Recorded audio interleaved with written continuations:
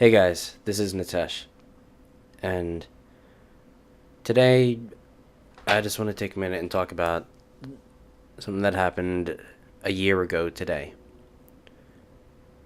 A year ago today, I was struck by a car on my way home from work. The guy was speeding, it was already late, and I saw in the police report he lived, like, very close to where I was hit. So, I haven't spoken to the guy since then, but I get the impression it was just this close to home, nothing's gonna happen. He didn't see me until he hit me. The impact flung me across the street and a bit down the street. I suffered severe contusions to my left side, and my left arm was jammed into the shoulder. I also suffered whiplash in my neck. The whiplash still leaves me with just excruciating headaches every now and then. It usually happens in a response to stress.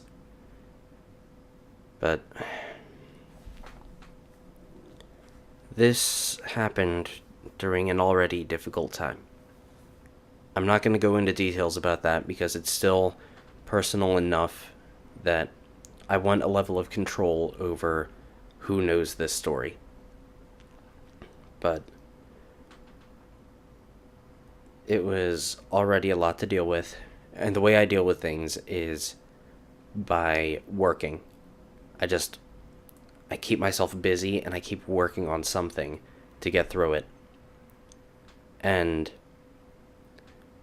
on this night, I had chosen to stay late at the job I was working at. I had chosen to stay late and take care of all the later shift duties. That's the only reason I was out on that street that late. I wouldn't have been there if I just stuck to my shift. The way my injuries to my side were described to me, it was like a wrench stuck in a set of gears. Except in this case, the gears were the joints and the muscles in my hip, and the wrench was scar tissue. It was scar tissue and blood pockets. So, my entire left leg just couldn't handle weight being put on it. The muscles were already stretched enough by the blood and scar tissue that they couldn't expand more to handle any weight that I was putting on it.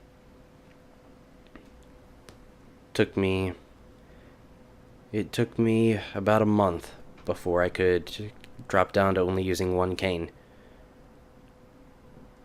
And a little bit longer than that, I was able to actually walk for some time without any cane. The left leg had some serious muscle atrophy because I couldn't do anything with it. And it took me some time to get the strength back into my left arm.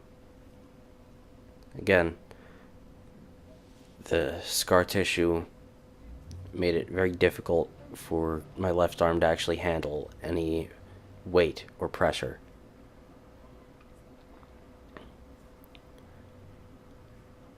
The night I was hit, I was taken to a hospital.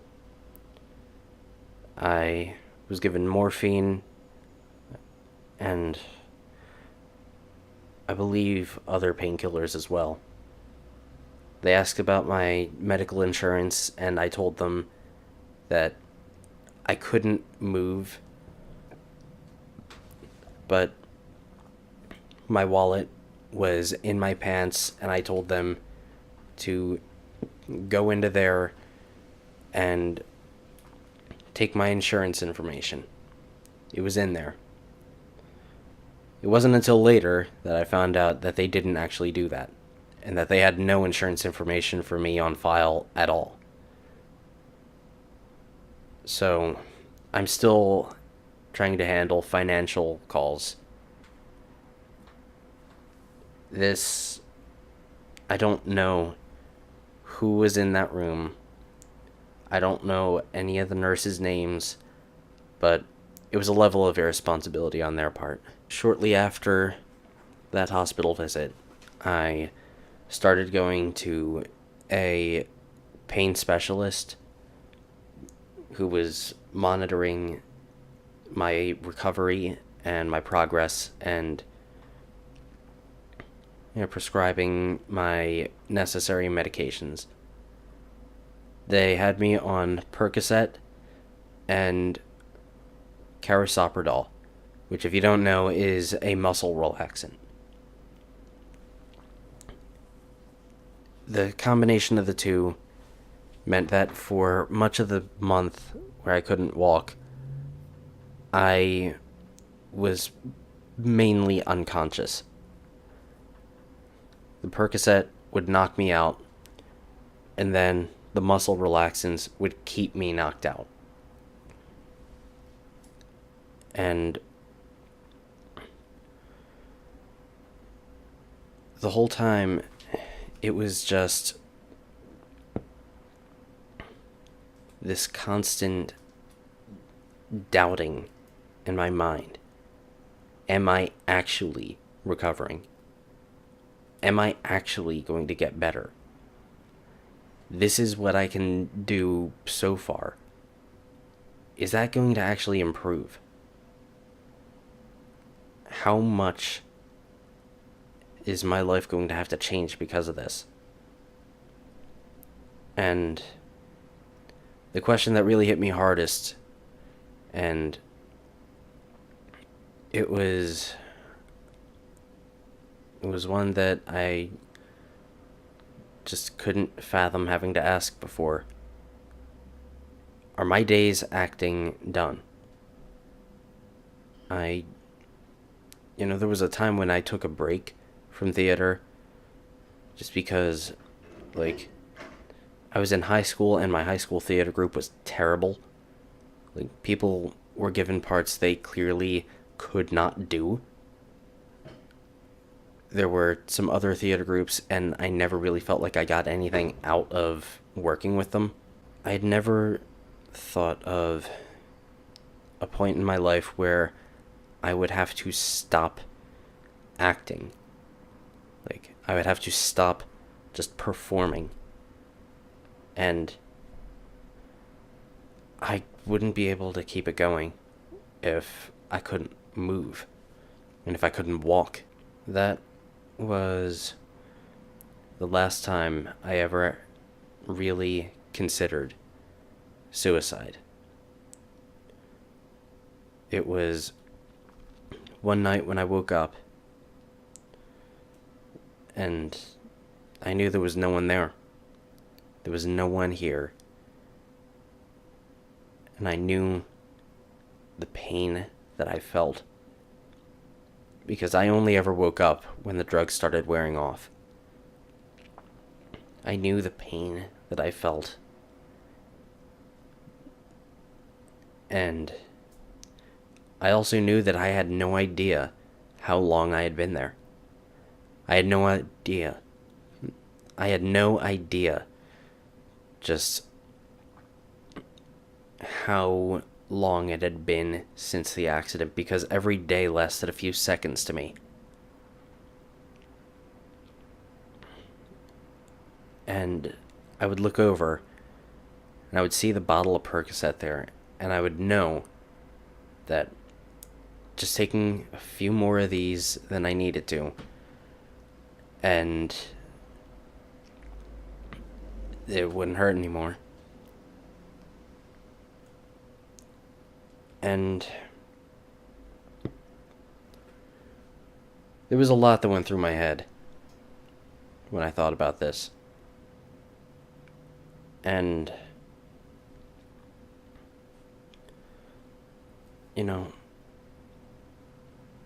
I really would have had a reason to try it. But basically, at that point, I had nothing.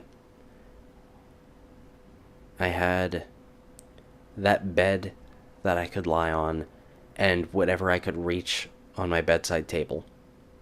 And that was it. And I didn't even have any hopes or anything that I knew I could work with or work towards. I'm trying to think back to it, but it's actually really hard because there was so little that I was conscious of at the time. All I knew was,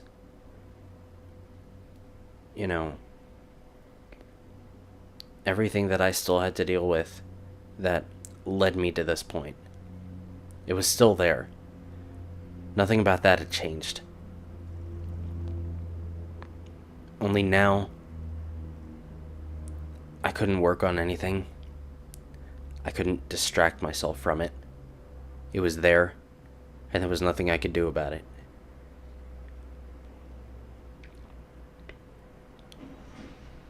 But one thought that I do remember having is that 2 months, in the span of 2 months, I had faced a lot of things that most people can't survive. I had been through a lot of things that would have killed most people. Car crashes, especially ones where the person's walking. They usually kill.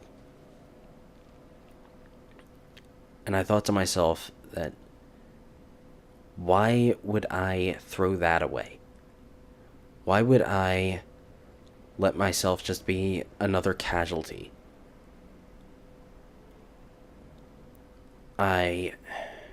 I was alive after all that. After everything that had happened, and after everything that could have killed me, I'm still alive. That's not something that happens often. That's not something that happens to most people. And the more I thought about it, the more it seemed disrespectful. I don't know if that's the right word, but it seemed disrespectful to the people who couldn't survive that. That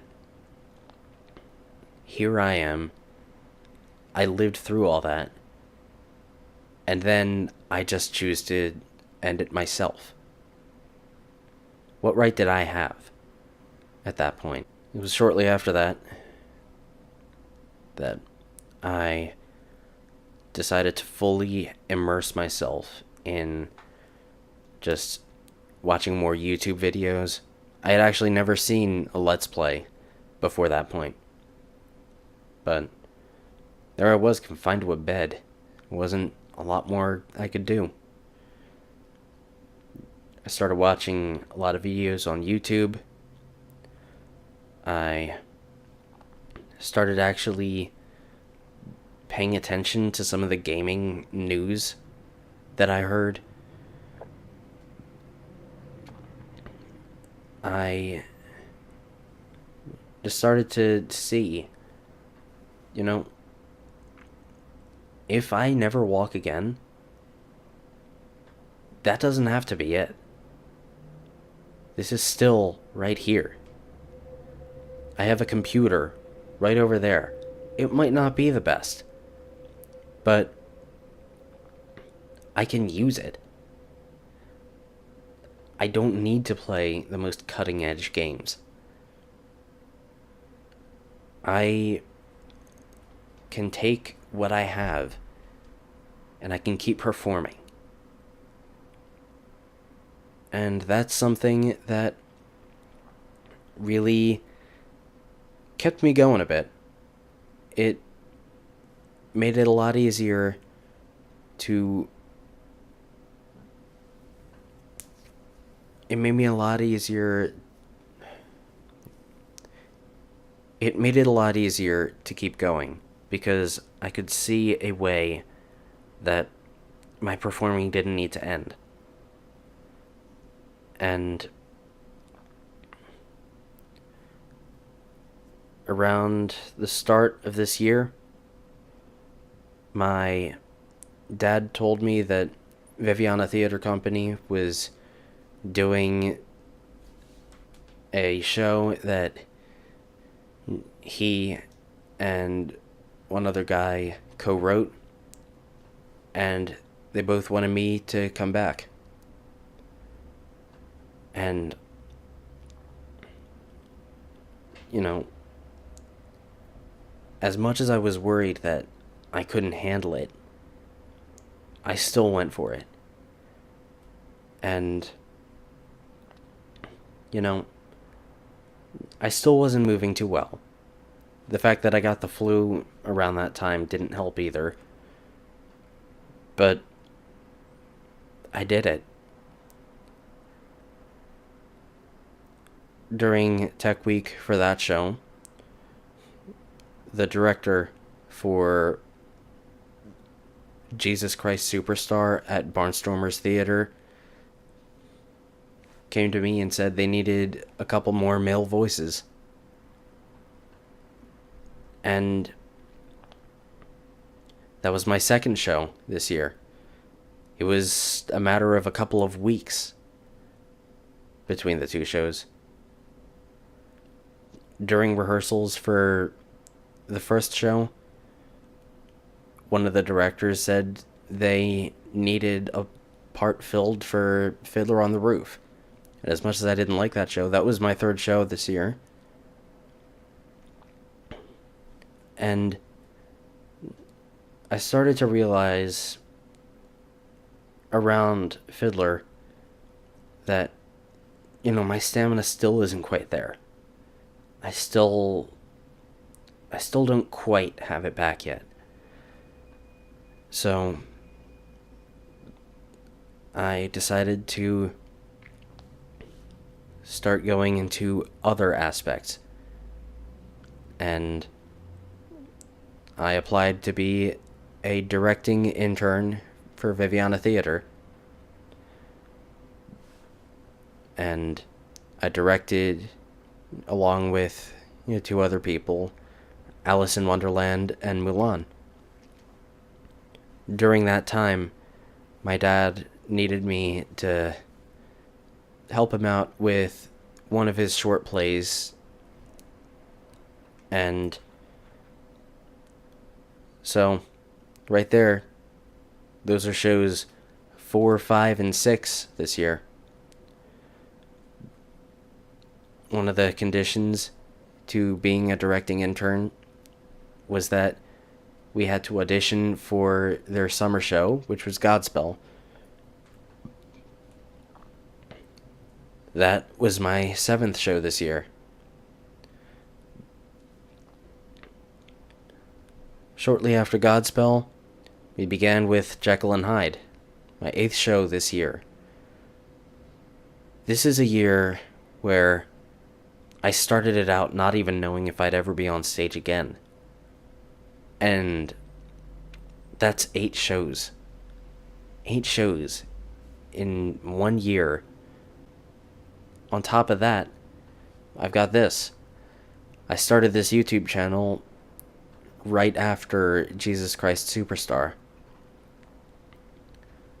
So that has been, considering the fact that I really wondered if I'd have to quit theater. This is the year I needed. But everything that I went through last year, it still hasn't quite left me alone. I mentioned before that the nurses at the hospital didn't take my insurance information. So there's a lot of financial confusion going on. The way the way the insurance laws work in Pennsylvania is absolute nonsense. It's because I was living with my dad, his car insurance got brought into it, and what made it more confusing is that my dad and the guy who hit me had the same insurance carrier, so couldn't really tell what was what in all the letters I was getting. There's all the billing for a bunch of medical procedures, which, beyond the amount that the car insurance was giving, we had to cover with our health insurance, and what that didn't cover, gotta figure something out for that. But I also mentioned that I had the whiplash in my neck, and I still get headaches from that. My back has never been aligned right since, and I usually keep this, like, off camera, but I still have to keep my canes near me. I have a silver cane that's right by my bed, and I don't really know how rough a morning I'm gonna have. I don't really know how much trouble I'm gonna have getting up from this chair. It's something that I still have to carry with me.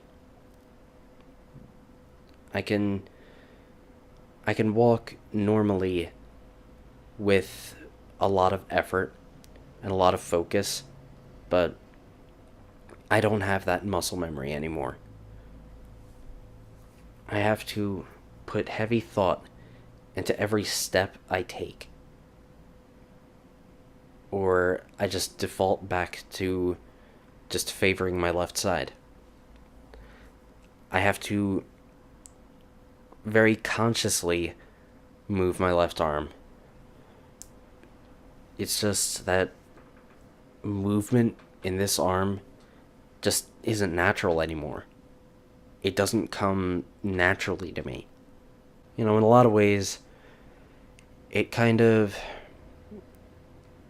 maybe it doesn't seem that way to you guys, or anyone who keeps up with them, but I have seen some damage to my vlogs, because whenever I'm going through whatever happened, I'm going through it all with the knowledge that something bigger has happened, and it was a year ago, and that most of my time I'm still just dealing with the consequences of that.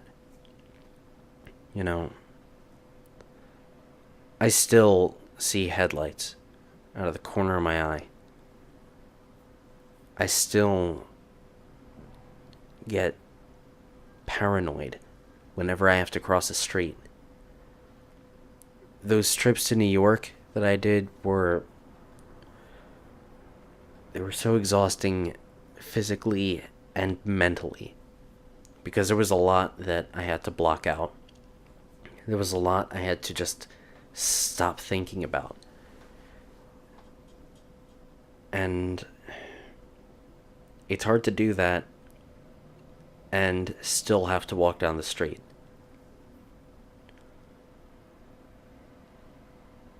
And New York is a lot of walking down the street. You can take a taxi, but you don't really want to most of the time. You can catch a train if you actually know which one to take. But mainly, you're walking. And, walking by all that traffic, it was exhausting. because I had to, every step I took, remind myself that it's going to be okay and that I'm going to actually make it to the other side of the street. And it's not always easy to do that. I'm not gonna throw around words like PTSD, but people have wondered if that might be what's going on. I don't know. I haven't gone to see a psychiatrist or anything. But it's not really something that I'm comfortable attributing to myself, because it's not my thing to decide. This is Nitesh, and I'm still alive after everything that I had to deal with last year during that 2-month span that nearly could have killed me any number of times. I'm still alive. And I feel like I owe it to the people who couldn't survive all that I have to keep going. And I have to, make things better for other people. This is Nitesh. And I'm still alive. That's something that it doesn't really occur to you to say. But I am.